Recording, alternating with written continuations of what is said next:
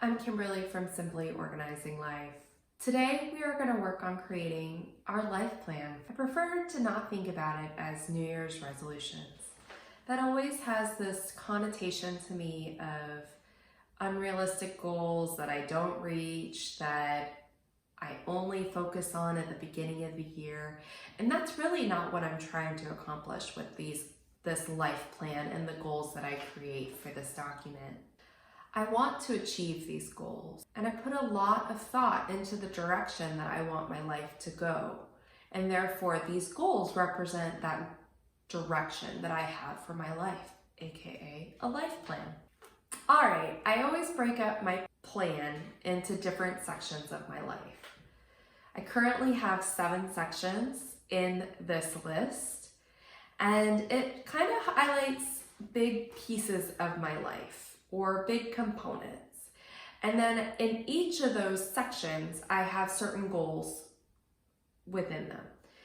My goals typically range from 2 to 5 per one. The first section is my big goals, the big, hairy, audacious goals, or the dream big category. In this category, I typically have had things like going on a European cruise, buying a house, etc.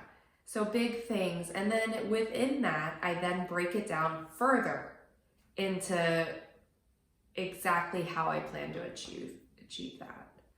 The second section is the financial section. The categories that I have here are budgeting, savings, debt or debt repayment, and investment/retirement. I think these categories seem fairly straightforward, and I don't have to necessarily explain that further. Next is my health and wellness category, or section of my life.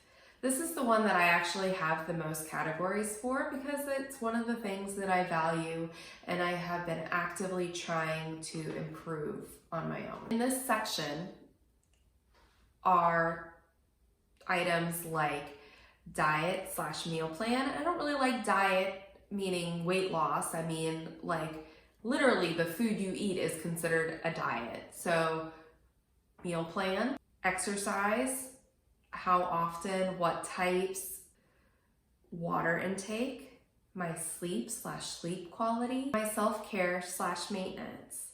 This includes going to the doctor for preventive care stuff too. The fourth section is based off of the home category. Here I focus on mainly maintenance of my home and big projects that I want to see myself doing. For instance, this past year I put impact rated windows in my house. That was something that I really wanted for hurricane season, and therefore that was a big home project for me that I actually had in my goals and I met. Personal growth/development is my next section. Here I have different things like boundary setting, my goal setting, because although I have been doing it for several years and I know the system that I want, I'm not always the best at achieving it. And sometimes I have to adapt my system for how I track where I'm at. These specific ones can obviously be based off of what your interests are as well.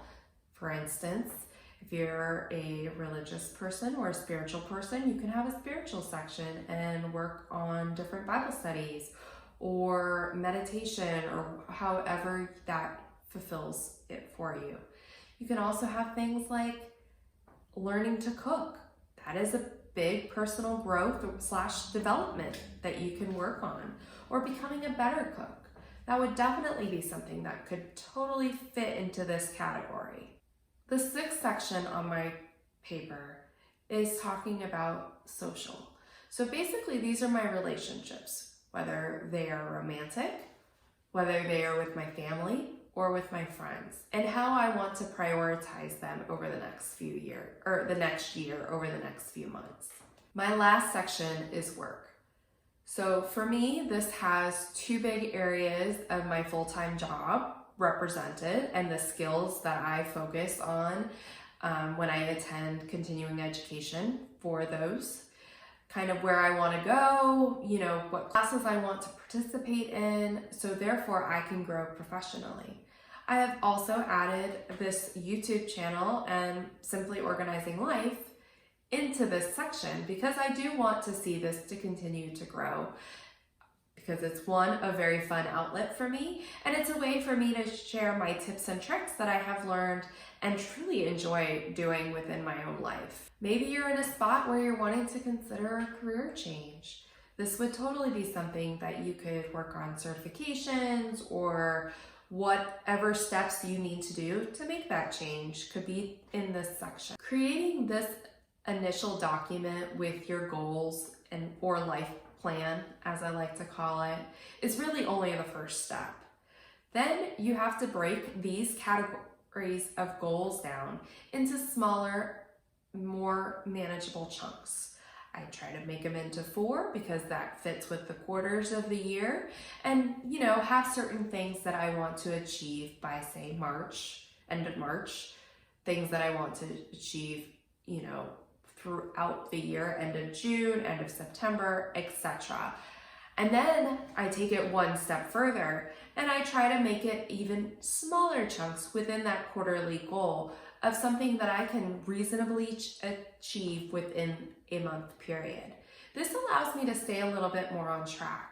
However, you have to keep in mind that this has to be a little bit more fluid.